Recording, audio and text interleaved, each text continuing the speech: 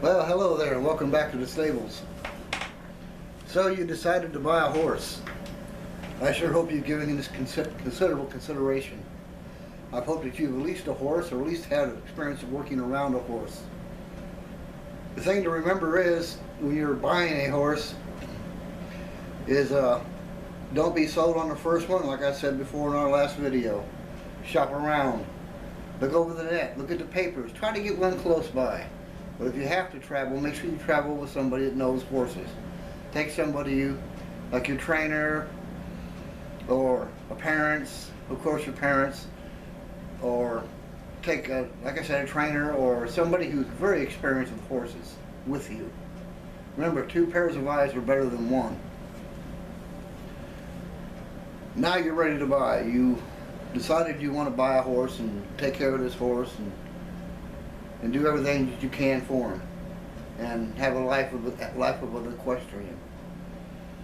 Well, just give you some tidbits to look for as you go to purchase a horse. Remember, as I said before, people want to sell those horses. That's why they're for sale. They may tell you anything just to get you to buy that horse. Don't be fooled. And don't be sold on the very first one. Then again, maybe the first one is the right one for you. This is entirely up to you and what you plan to do with this horse. Now, things to look for are temperament, the way this horse walks. Is this horse friendly to you? What kind of gait has he had? Who's he been trained by, if it's a trained horse? What's he been trained for? Who's been riding him? And has he competed in any shows, or he's just a pleasure horse? These are all things you need to consider. Now, once you've fallen in love with this horse and you and your trainer decided yes, this is the right horse for you, next thing you want to do before you even put a dollar bill on the table is have this horse looked over by a professional veterinarian. Not an assistant, a veterinarian. Get a certified document saying this horse is sound.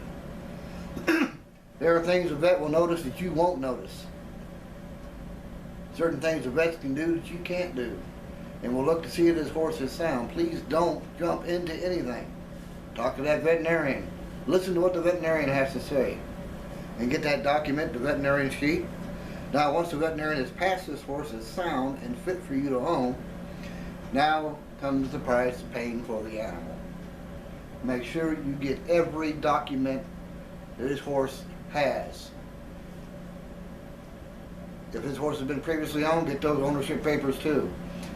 Get any veterinary, anytime a veterinarian has seen this horse, get those papers. Every piece of paper this horse has had, get that paper. Okay, you paid for the horse. You paid, for the sake of argument, we'll say you paid $5,000 for the horse. Okay? You take this horse home, or you take it to a stable, whichever you choose. There's the expense of the stable or the expense of keeping the horse home. There's a lot of horses don't come with tack. Most time when you buy a horse, it doesn't come with tack, so you're going to have to buy that if you intend to ride this horse.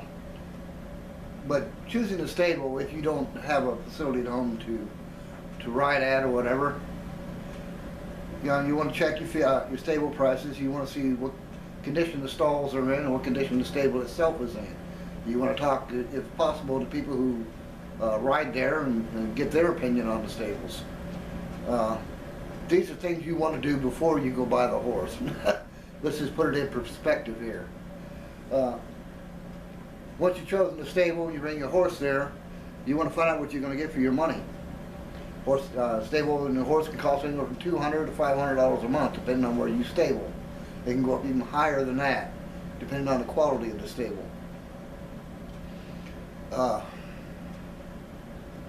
And there's tack to buy. You can get used tack, or you can get a tack on consignment, or you can just buy it straight out brand new. Depends on you, what your budget can afford.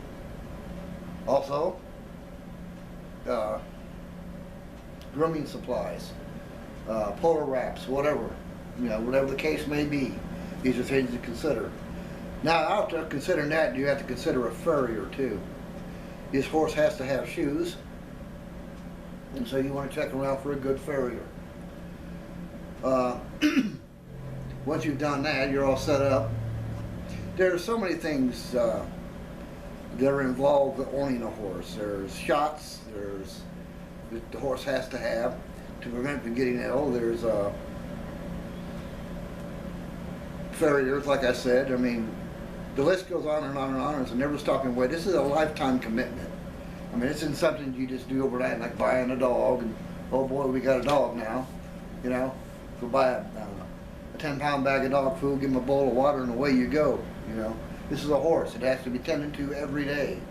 Even on Christmas and Thanksgiving, as I said before, this horse has to be looked out for. Stalls have to be cleaned, preferably by you. Stable hand for a reasonable price, or maybe it's included with your stable fees. Horse apparel, riding outfits. It's just a small list of what to expect. Lead ropes, halters, and blankets, and padding, saddles, and bridles, and what have not. These are things you need to consider when you buying this horse and before you buy. These things can be expensive and they can be reasonable.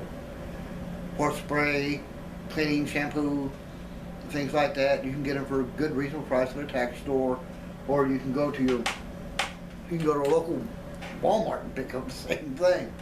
Not all equestrian related things, don't get me wrong, but be for sure you can get things, just shop around. Go online and get it cheap, shop around. There are all sorts of places you can get stuff. Smart Pack online has great items. Matter of fact, I get their catalog every month. There are all sorts of different equestrian things you can do. Subscribe to a few magazines, read about different things you can do for your horse.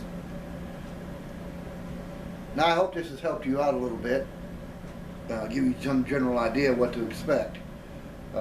Life isn't a bed of roses for a horse. You're going to have ups and downs with a horse. Hopefully more ups and downs. Enjoy your horse, enjoy your new friend. Spend time with them. That's what being equestrian is all about, is spending time with your horse and doing things that you like to do. Until next time, I'm James for Royal Oak Stables. Have a nice day.